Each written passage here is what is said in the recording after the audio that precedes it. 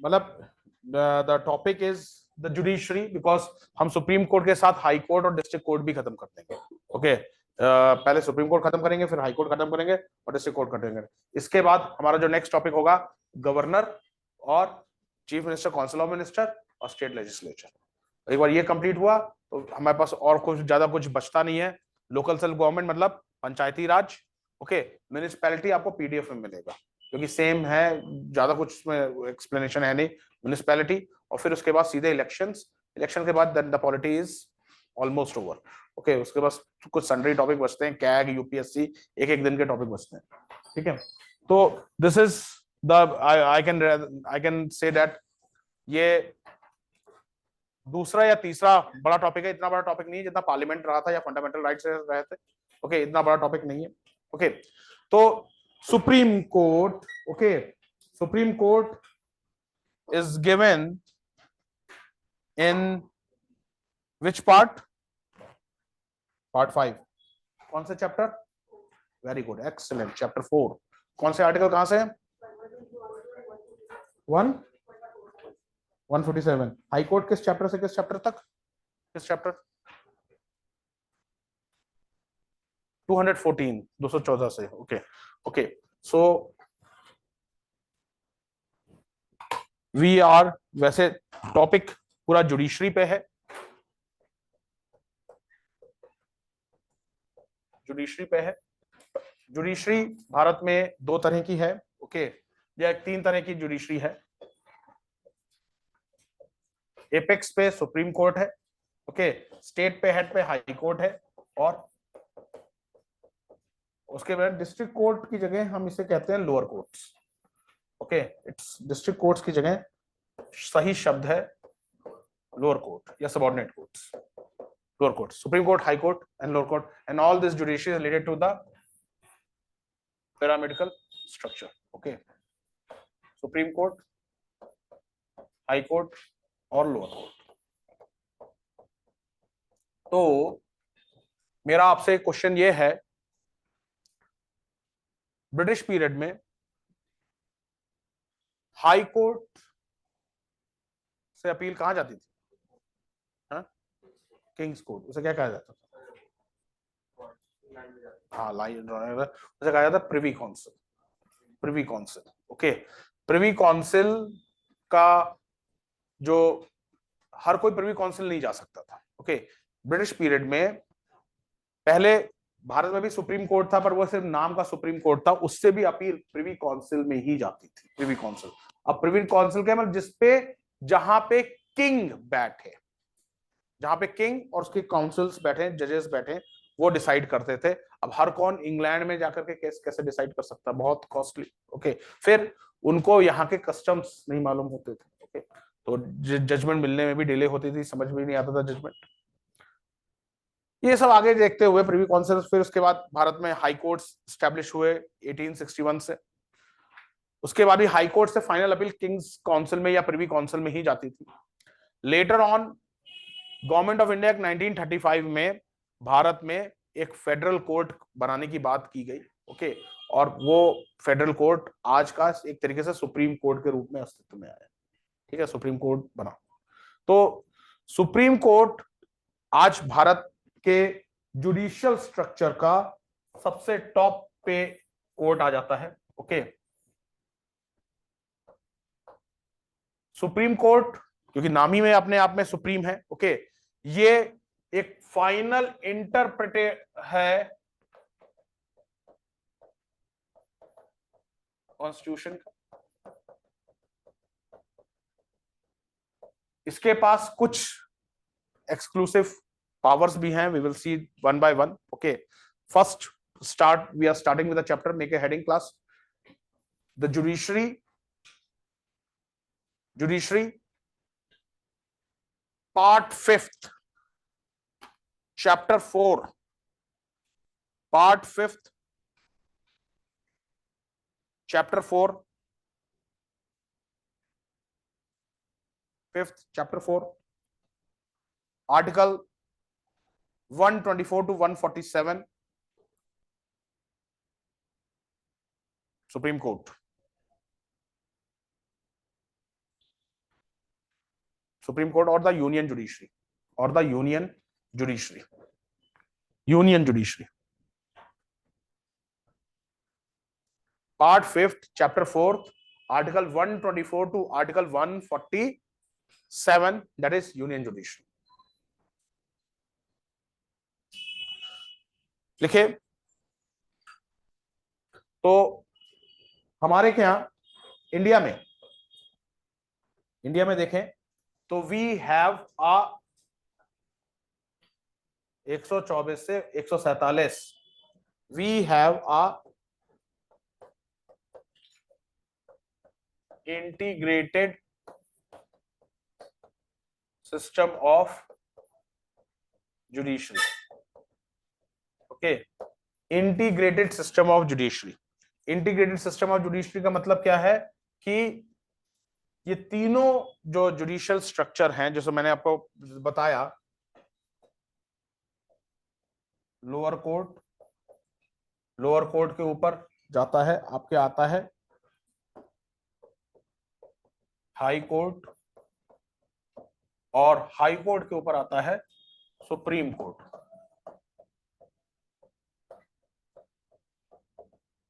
ये जो तीनों कोर्ट हैं, ये आपके तीनों कोर्ट एक ही कानून को, एक ही लॉ, एक ही कॉन्स्टिट्यूशन को अपहोल्ड करते हैं।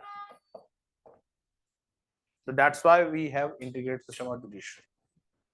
वहीं अमेरिका में क्या है, जो हाई कोर्ट होते हैं वो स्टेट लॉ को अपहोल्ड करते, कि वहां स्टेट का कॉन्स्टिट्यूशन अलग है अमेरिका में, वहां सेंटर का कानून अलग है, उसे फेडरल लॉ कहा जाता है, सेंटर का कानून अलग है और स्टेट का अलग अलग कानून है।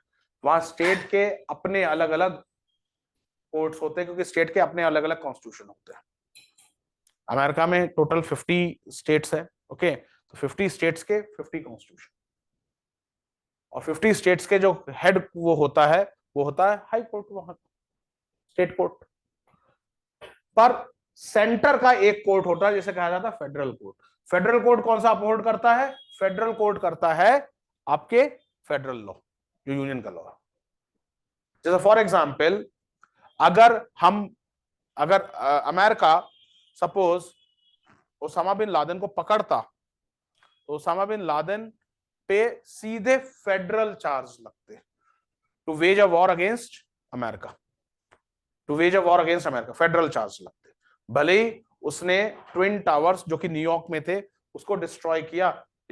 अब यहां पे कसाब ने भी to wage a war against India का कॉन्सेप्ट लगा, पर पहले ट्रायल कहां हुआ? Lower court, Mumbai district court. वहां से अपील कहां गई? High court. हाई कोर्ट से अपील कहां गई? Supreme court. तो वी हैव अ इंटीग्रेटेड, एकीकृत न्याय व्यवस्था है भारत में। We have a integrated judiciary, जो कि अपील नीचे से ऊपर जाती है। कारण क्या है? क्योंकि कानून एक ही है हमारे के राज्य और केंद्र के कानून, राज्य और केंद्र के संविधान, कॉन्स्टिट्यूशन अलग नहीं है। तो इंटीग्रेटेड जुडिशरी, एकीकृत जुडिशरी, समझ में? और ये चीज हमारे कॉन्स्टिट्यूशन को या हमारे पॉलिटिकल स्ट्रक्चर को अमेरिका के पॉलिटिकल स्ट्रक्चर से अलग बनाती है।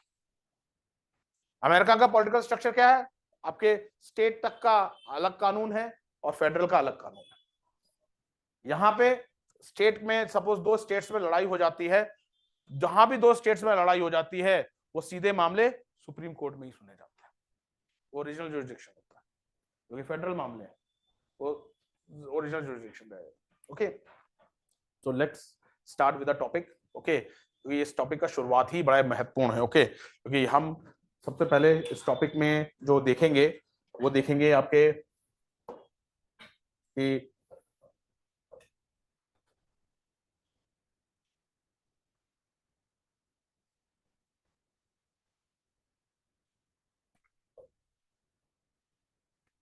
Article 124, okay, the union judiciary.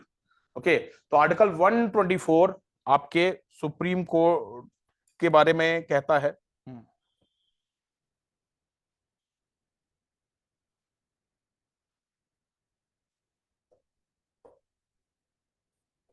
Article 124 of the Indian constitution कहता है there shall be Supreme Court of India consisting of Chief Justice, one Chief Justice, and until Parliament by law prescribes a larger number, not more than 7 other judges.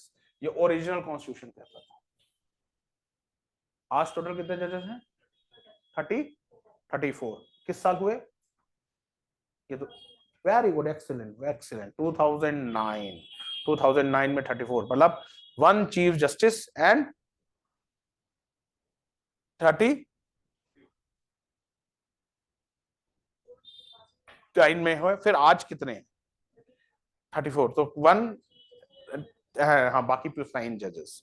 Okay, तो ये जो original constitution में कहा गया था, total 8 जजेस की बात कही गई थी, और ये कहा गया कि ये 8 जजेस समय समय पे पार्लियामेंट कानून बना करके इसे इंक्रीज करते जाए, और कानून बनाया वही बताएंगे कहां कहां। ओके, दूसरा आर्टिकल 124 का क्लॉज 2, 124 का क्लॉज 2 क्या कहता है कि सुप्रीम कोर्ट के जज हैं वो they shall be appointed by the president. Okay, but यहां लिखता है after consultation with such of the जजेस of the supreme Court and of the high courts in the state as the president may deem necessary for the purpose and shall hold office until attains the age of 65 years.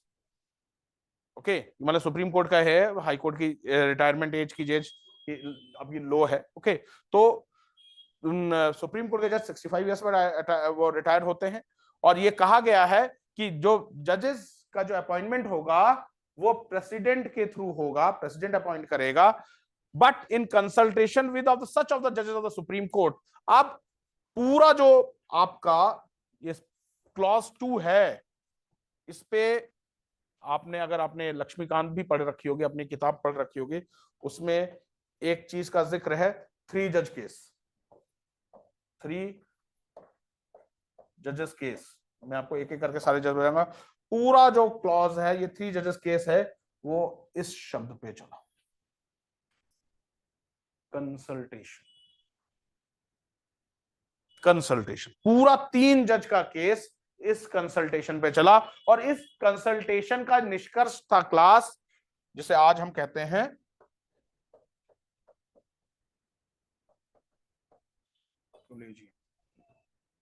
Collegium.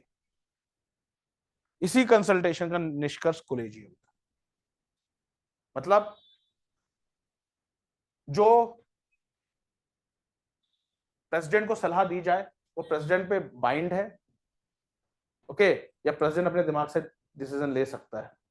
जो सलाह दी जाए, जो जजेस सलाह दे रहे हैं president को, president उस सलाह को हटा सकता है? नहीं हटा सकता। इसी पे चीज पे हुआ, इसी चीज पे। और फाइनल क्या आया कि भाई जब सुप्रीम कोर्ट के जज का जो अपॉइंटमेंट होता है, सुप्रीम कोर्ट के जज का अपॉइंटमेंट होता है, तो राष्ट्रपति चीफ जस्टिस ऑफ इंडिया से सलाह लेता है और 4 सीनियर मोस्ट जजेस से सलाह लेता है, तो 4 + 1 5 का कोलेजियम होता है। वहीं जब हाई कोर्ट का होता है, तो आपके चीफ जस्टिस ऑफ इंडिया और 2 सीनियर मोस्ट जज, तो 2 + 1 3 का होता है। सुप्रीम कोर्ट में 5 जज का कोलेजियम होता है, और हाई कोर्ट में 3 जज का कोलेजियम होता है। समझ में आ रहा है ना क्लास? तो ये सब चीजें है, क्योंकि पहले आप देख रहे हो आर्टिकल 124 से ही सीधे शुरुआत हो गई अपॉइंटमेंट का। तो पहले हम जरा सा पढ़ेंगे, उसके बाद सीधे हाउ द जजेस of supreme court are appointed. तो जब हाउ द सुप्रीम कोर्ट जजेस आर अपॉइंटेड, तो सबसे पहले हम पढ़ेंगे what do you understand by collegium system. Okay, how it evolved, collegium system evolve कैसे। मैंने आपको तभी मैंने कहा था आज का पहला लेक्चर ही इंपॉर्टेंट है। ओके, पूरा ये सुप्रीम कोर्ट में ईच एंड एवरीथिंग, क्योंकि उसके कई मतलब इंटरप्रिटेशंस होते हैं। ओके, we will explain one by one. लिख लीजिए class. For the entire republic of India, for the entire republic of India there is one unified, for the entire Republic of India there is one unified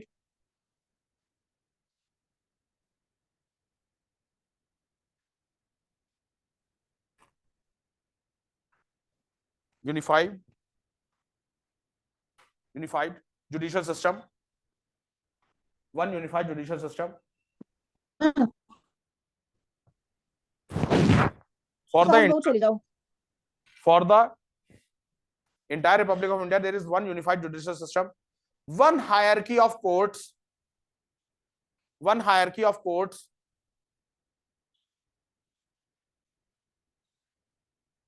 with Supreme Court as the highest or the apex court, with the Supreme Court as the highest, with the Supreme Court as the highest or apex court,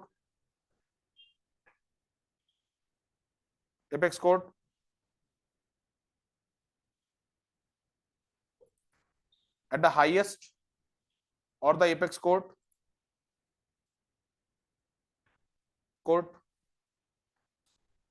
and as only arbiter,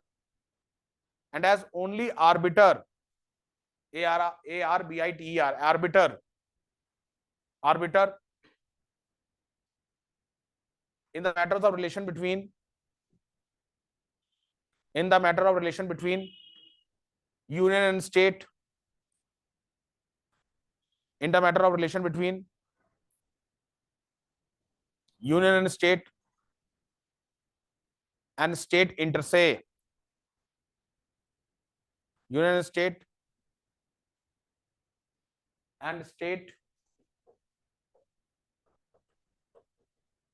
inter se,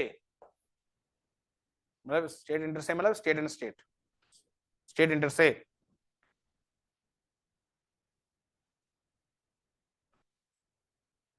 देखिए article 124 of the Indian Constitution, Article 124 of the Indian Constitution provided for the establishment of Supreme Court.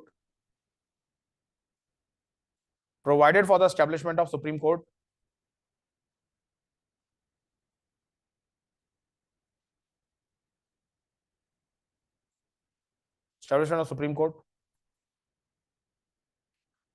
With a Chief Justice and 7 other judges. With a Chief Justice and 7 other judges. With a Chief Justice and 7 other judges. With a Chief Justice and 7 other judges. However,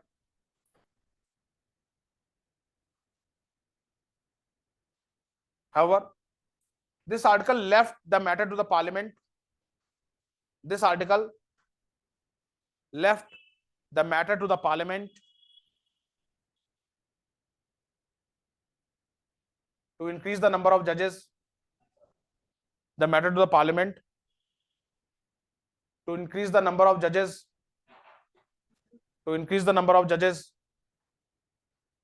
As needed by law, as needed by making law, needed by making a law. Full stop. The number was increased. The number was increased to 11. The number was increased to 11. 11 in 1960, 14 in 1968, 14 in 1968, 1968. हाँ वो ये total बता रहा हूँ. 14 in 1968, 18 in 1978, 18 in 1978. Excuse me, sir. Yes. Sir ये जजेस का number increase करने का प्रोसीजर क्या होता है? जजेस का appointment. Yes. Okay. Parliament from time to time appoints the judges. जिस हिसाब से लोड बढ़ता जाता है, Yes, sir. उस हिसाब से चीज बढ़ती जाती है. Okay. Okay. अपॉइंटमेंट. ओके देखिए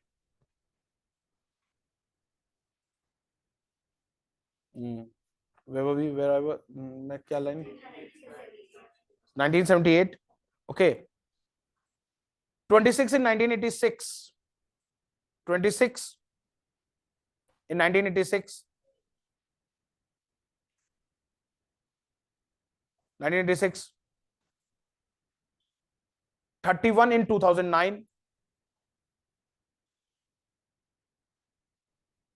31 in 2009, and later it was finally increased to 34. Later it was finally increased to 34, whereby one Chief Justice of India, and 33 Pusain judges, one Chief Justice of India and 33 Pusain judges, bracket में लिख लो, Pusain judge is a judge of Supreme Court other than Chief Justice.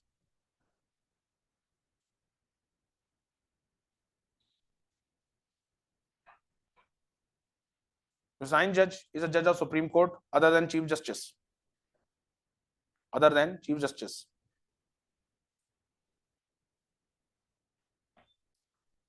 देखिए, India's Supreme Court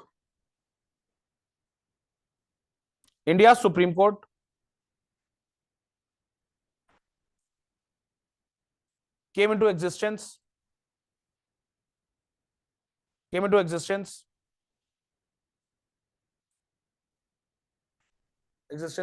on 26 January 1950. 26 January 1950. However, it commenced its proceeding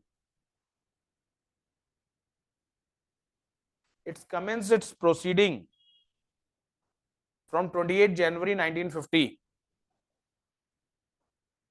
Commenced its proceeding मतलब inaugural ceremony 28 January 1950. After 2 days, the constitution being effective. After 2 days, the constitution being effective, and justice 2 days after constitution being effective, and Justice Harilal Jayakishan Das Kania, Harilal Jayakishan Das, spelling देख लीजिएगा,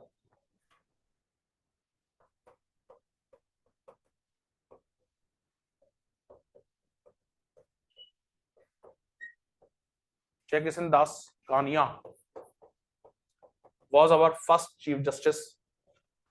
Was our first Chief Justice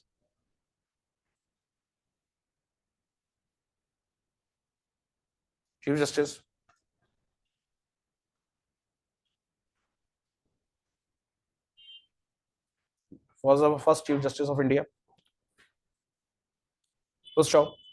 However, next paragraph. However, the history of Supreme Court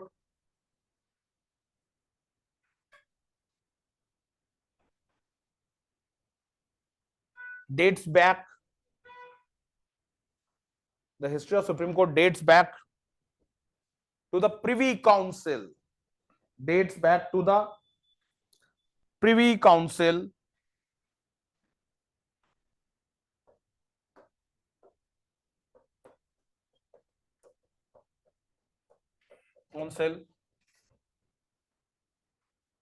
Which was the highest court of appeal during British rule.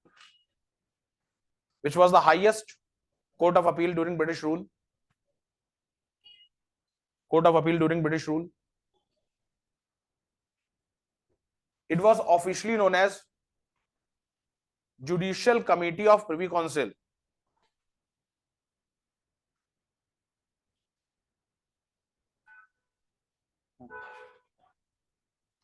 It was officially known as Judicial Committee of the Privy Council. Judicial Committee of the Privy Council.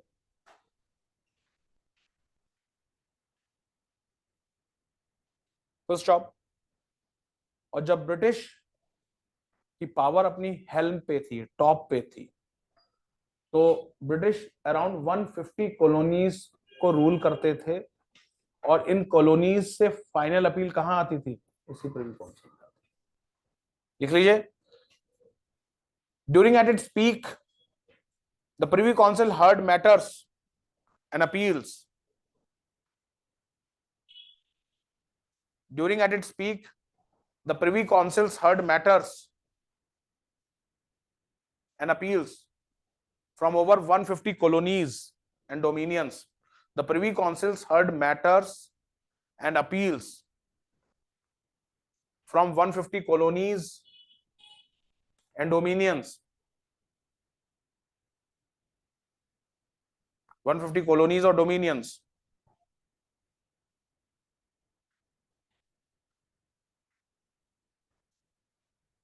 Through Indian Council Act, तो नौटियाल जी बताएंगे Indian council act किस कानून के through बना था? Sir जी, कल्पना।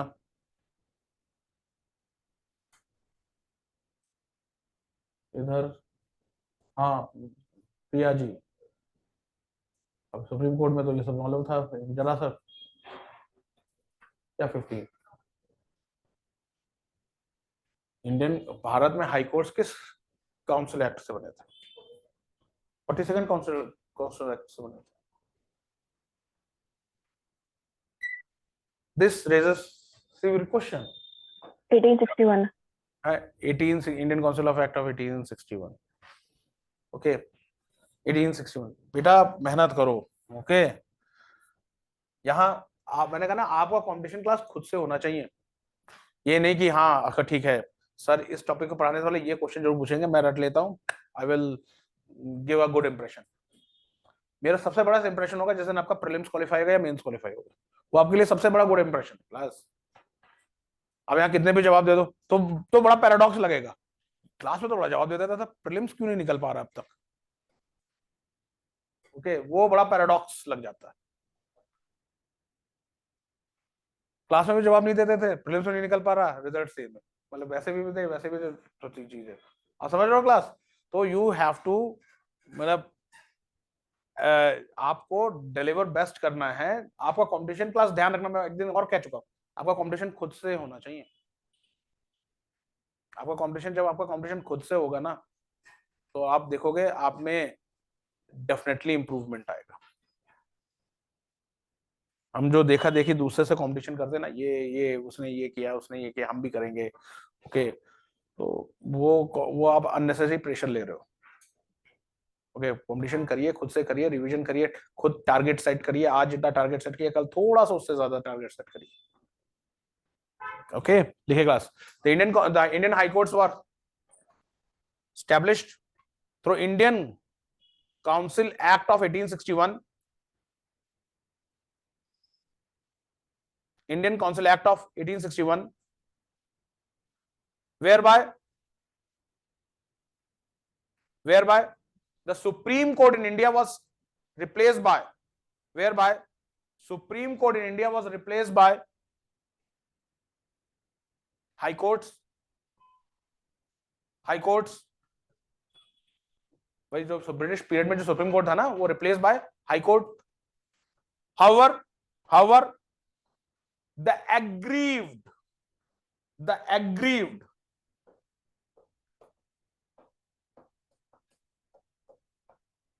AGGRIEVED, aggrieved का मतलब जो सताया गया हो, जो मतलब जो दुखी हो, जिसको जो पीड़ित हो। Aggrieved could appeal from these high courts to the Privy Council, The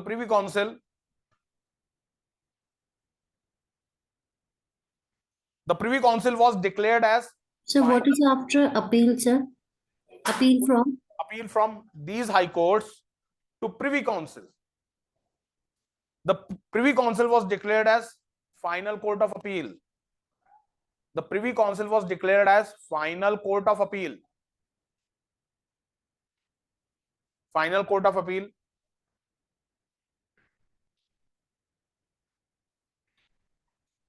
Even even during the framing of our constitution, even during the framing of our constitution,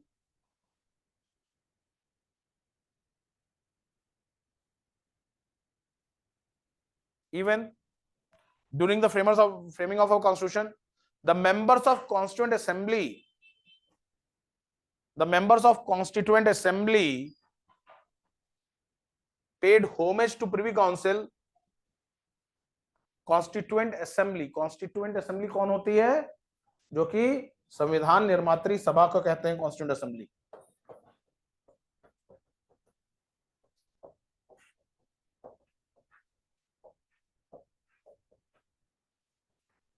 constituent assembly, संविधान निर्मात्री सभा, ओके, जो संविधान का निर्माण करे।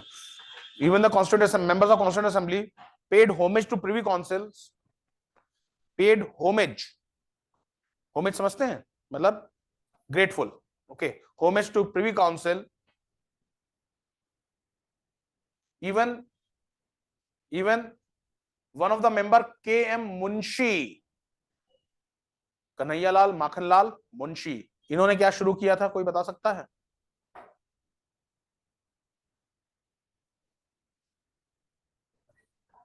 इन्होंने कुछ एनवायरमेंट से रिलेटेड शुरू किया था, आप बताओ।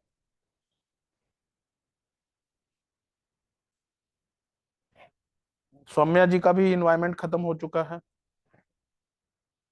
KM मुंशी, कन्हैयालाल माखनलाल मुंशी, वन महोत्सव, वन महोत्सव। आपको मूवमेंट किस स्टेट में शुरू हुई थी?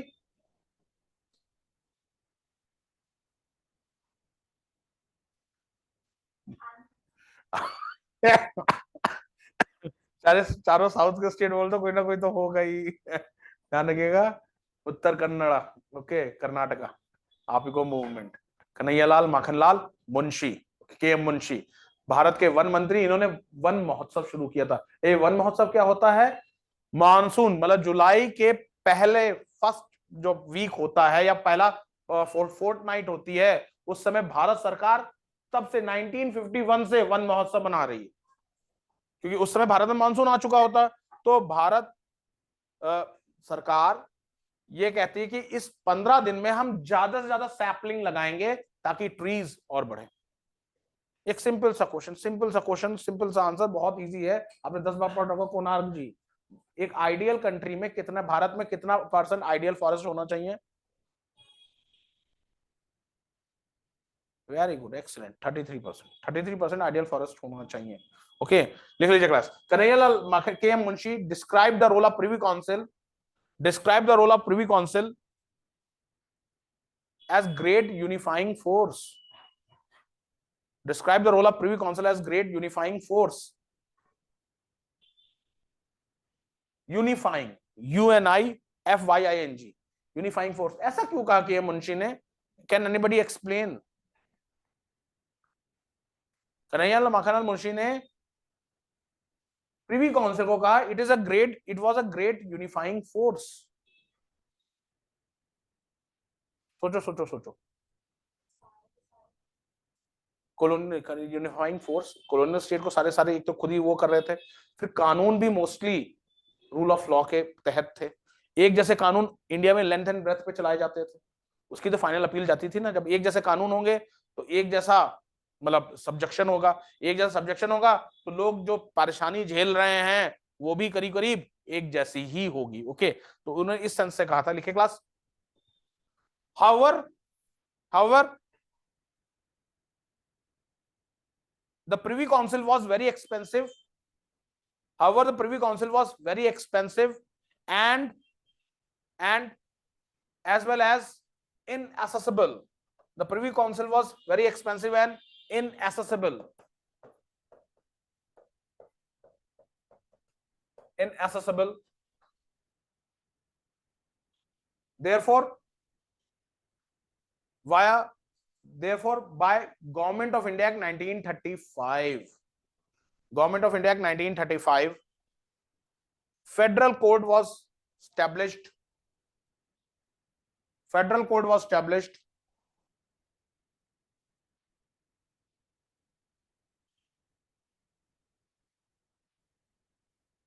and state that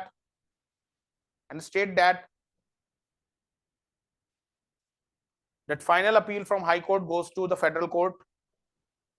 Final appeal of High Courts in India goes to Federal Court. और फेडरल कोर्ट के पहले चीफ जस्टिस कौन थे? मैंने पढ़ाया था, लिखाया था। Maurice Gwyer. Very good, Maurice GoAir.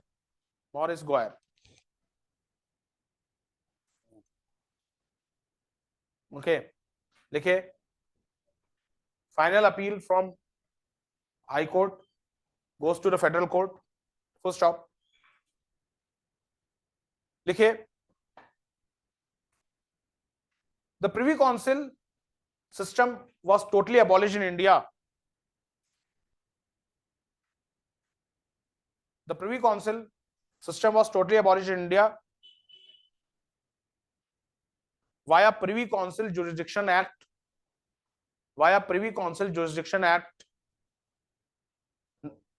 The Privy Council system in India was abolished via Privy Council Jurisdiction Act 1949.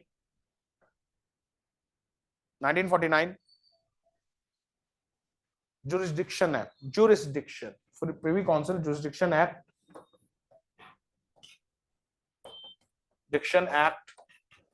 1949.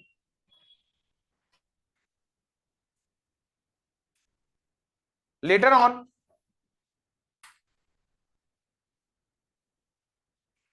the Constitution of India finally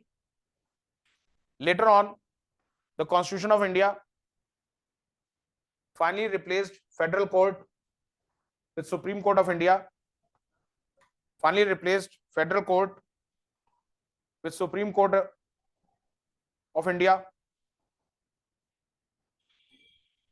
Court with Supreme Court of India. Supreme Court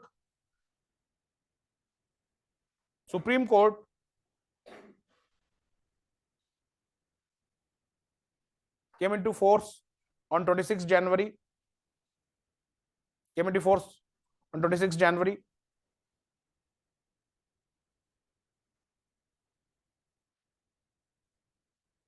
However, जनवरी, और इसने proceeding कब से शुरू की? 28 जनवरी से।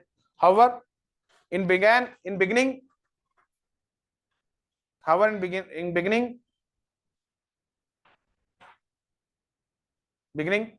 it sit in a part of Parliament House. It sits in a part of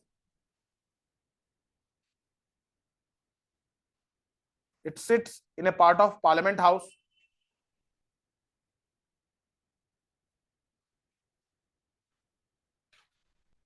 The new building of Supreme Court was built in 1958, and then onwards the Supreme Court is shifted. The new building of Supreme Court was built in 1958, and then onwards it is shifted over there.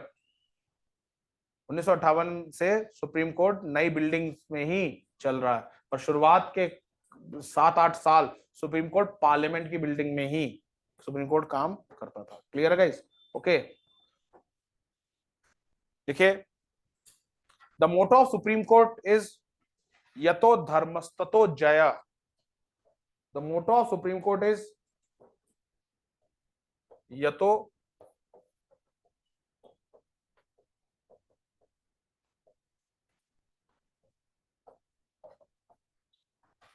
यतो धर्मस्ततो जय, जहां धर्म की जय होती है, विजय होती है।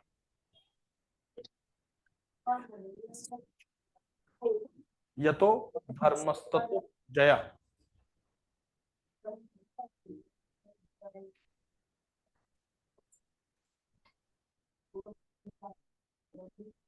आईएएस का क्या मोटो है?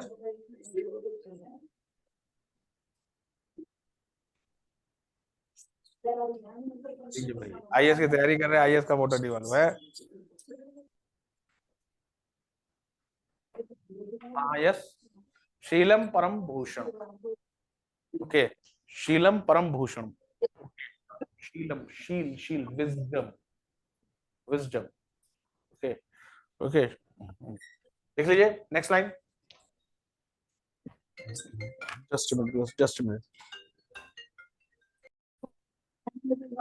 नेक्स्ट हेडिंग डालिए क्लास।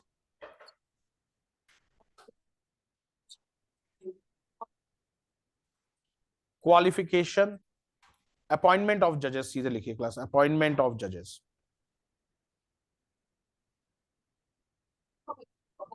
अपॉइंटमेंट ऑफ जजेस in the supreme court, appointment of जजेस, अपॉइंटमेंट ऑफ जजेस to the supreme court. Okay, इसके पहले अपॉइंटमेंट से पहले क्या होगा? क्वालिफिकेशंस होंगे, लिखिए class qualifications, qualifications.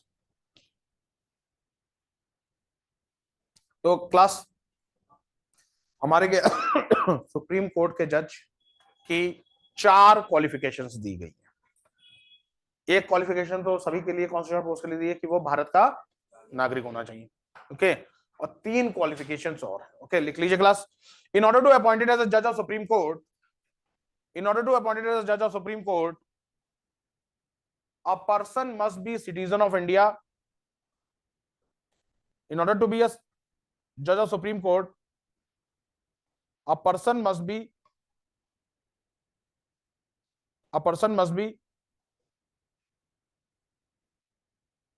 citizen of India and must have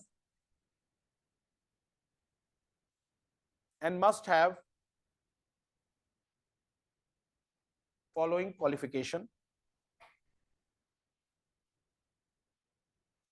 must have following qualification। अब ध्यान रखिएगा, जो मैं क्वालिफिकेशन बता रहा हूं इसके बीच में और आ जाता है, मतलब मस्ट हैव, पहली क्वालिफिकेशन तो ये हो गई भारत का नागरिक होने, अब क्वालिफिकेशन में इनमें से और आएगा। ओके, नंबर 1, पहले नंबर 2 जैसे कर लो। फॉर एटलीस्ट 5 years अ जज of high court, for at least 5 years अ जज ऑफ हाई कोर्ट और ऑफ 2, 5 years अ जज ऑफ हाई कोर्ट और of 2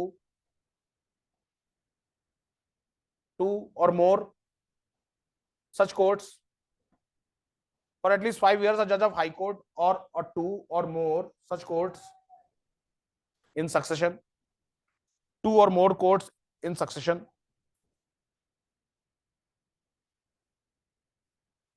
2 or more courts in succession, point number 2 या point number 3, और इसके बाद लगा दी और, या तो ये होना चाहिए या ये होना चाहिए। an advocate of high court or 2, an advocate of high court or 2 or more such courts in succession, advocate of high court or 2 or more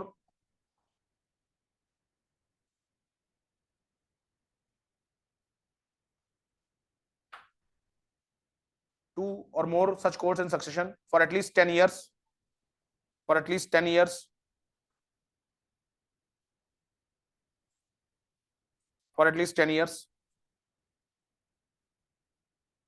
और फिर एक condition, in the opinion of president, in the opinion of president, he must be a distinguished, in the opinion of president, he must be a distinguished jurist,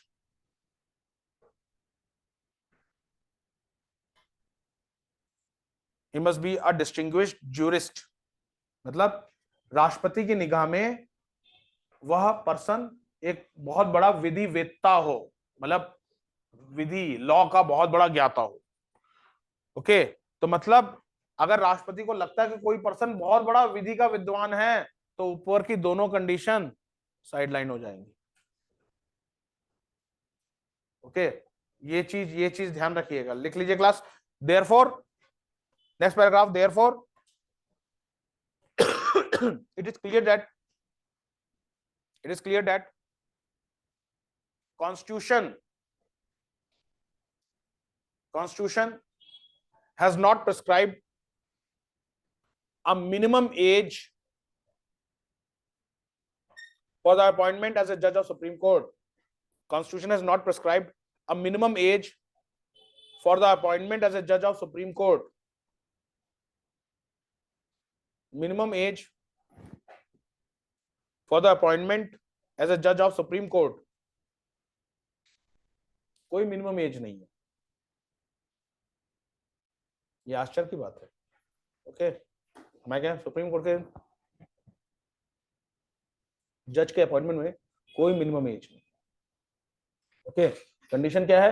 या तो 5 साल high court का जज होना चाहिए, 1 या 2 या 3 सेशन में, या 10 साल आपके हाई कोर्ट में एज अ लॉयर प्रैक्टिस होना चाहिए। ओके, तो वो बन सकता है, या राष्ट्रपति के निगाह में वो एक बहुत बड़ा विधि का विद्वान होना चाहिए। Okay, clear guys? और राष्ट्रपति के निगाह में विधि का विद्वान होना चाहिए, ये सुप्रीम कोर्ट में ही है, हाई कोर्ट में कहीं नहीं है। हाई कोर्ट में कहीं नहीं है, ये सिर्फ सुप्रीम कोर्ट में ही लागू होगी। ओके, मतलब he should be a distinguished jurist in the eyes of president, ये केवल और केवल सुप्रीम कोर्ट में लॉ कंडीशन है, हाई कोर्ट में कहीं नहीं कंडीशन। समझ में आ गया ना क्लास? ओके, लिख लीजिए class. Appointment of judges of Supreme Court, appointment of judges of Supreme Court, or the emergence of collegium system, or the emergence of collegium system,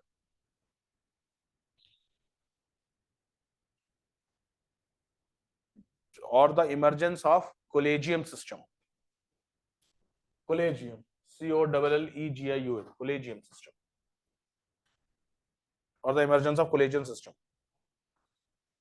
Article 124 of the Constitution, Article 124 of the Constitution deals with the 124 of the Constitution deals with appointment of Supreme Court judges,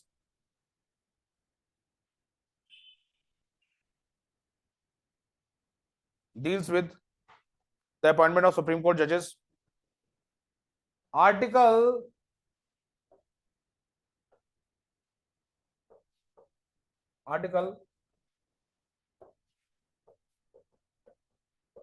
124 clause 2. 124 clause 2 says that every judge of Supreme Court shall be appointed by the President. Every judge of Supreme Court shall be appointed by the President under his hand and seal, appointed by the President, shall be appointed by President by warrant, under his hand and seal, by a warrant, under his hand and seal,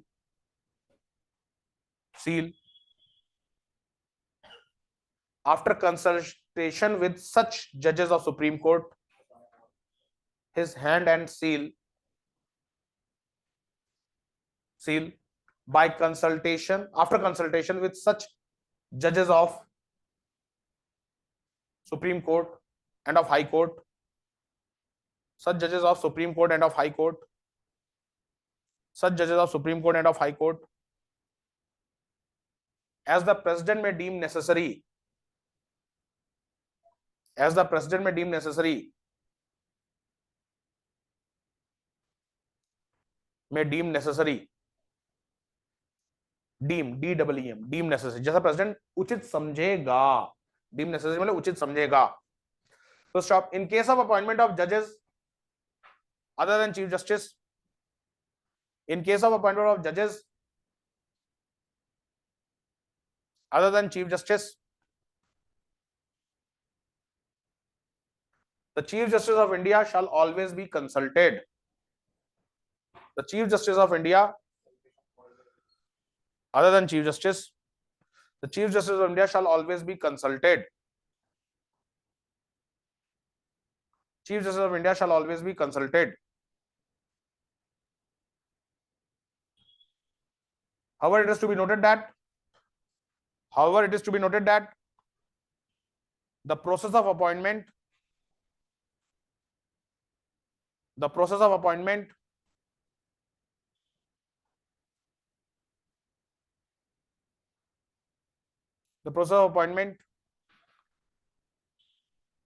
has gone through changes due to apex court verdict.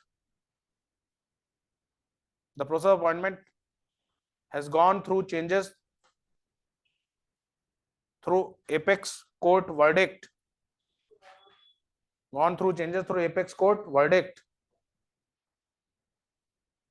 मेरे को clear बताना, मतलब without any hesitation. 20 minutes मेरे देर तो नहीं हो जाएगी? Yes और नो? ऋषि आपको बहुत दूर जाना होता है, हो जाएगी? कोहरा हो जाता है देहरादून में? कहाँ कोहरा होता है भैया? ये यूपी थोड़ी ना कि कोहरा हो जाता है. ओके चलो अच्छा, कल करता हूँ कॉलेज. कल मैं कल फिर जल्दी भगाना होगा, फिर कल करते. कल यहाँ से केसेस वर्डिक्ट शुरू करेंगे. SP Gupta versus union of India. Okay पहला केस, फर्स्ट जज case SP Gupta versus union of India. कल शुरू करेंगे, कल यहीं से शुरू करेंगे कोलिजन सिस्टम से. ठीक है? ओके सो कल इसके आगे चीज उठाते हैं. ठीक है? ओके और क्लास ध्यान रखिएगा, जैसे मैं कह रहा हूँ ये चैप्टर बहुत इंपॉर्टेंट है. ओके इसमें बहुत सारी चीज आएंगी. What do you understand bye contempt, what is contempt of court. Okay ये सब चीजें, बहुत ऐसी चीजें आएंगी जो चीजें. अब जैसे अपॉइंटमेंट में पहला एनजेएसी आया था. ओके अब फिर से एक बिल लेके आ रहे हैं. उस बिल को क्या कहते हैं? एक पहले एनजीसी आया था, हाँ 14 में आया था. 14 में कौन सा अमेंडमेंट था जिसे नल एंड वॉइड कर दिया गया था? 99th अमेंडमेंट था जिसे नल एंड वॉइड कर दिया था. ओके अब नेशनल जुडिशियल कमीशन बिल का भी बात चल रही है. ओके कि चीजें क्या हो सकती है, पर फिलहाल वो अभी बिल में. ठीक है तो वो कल हम ये सारा चीज डिस्कस करेंगे और फिर उसके बाद इसके अपॉइंटमेंट, रेजिग्नेशन, ओके किस तरीके से उसका इनका जजेस का रिमूवल होता है, ये सब डिस्कस करेंगे. ओके तो कल आपका यही 3 रहेगा. पहला इंटरनल सिक्योरिटी, दूसरी क्लास हिस्ट्री और थर्ड. और हिस्ट्री में जैसे मैंने आपको बताया 1857 का रिवोल्ट, आपको मैंने सारा चीज एक टू जेड बता दिया है, कहाँ कहाँ क्या क्या है. देख लीजिएगा क्योंकि जो चीज फैक्ट्स बताए हैं आपको किताबों में नहीं दे रखा है. ओके क्योंकि जो आपके पास किताबें हैं वो ऑलरेडी मेरे पास हैं, मैं पढ़ चुका हूँ. I know the things. Okay अच्छी तरह रिवाइज कर लीजिएगा. ठीक है और कल इसके आगे चीज करते हैं. Thank you class, thanks lot, thank you.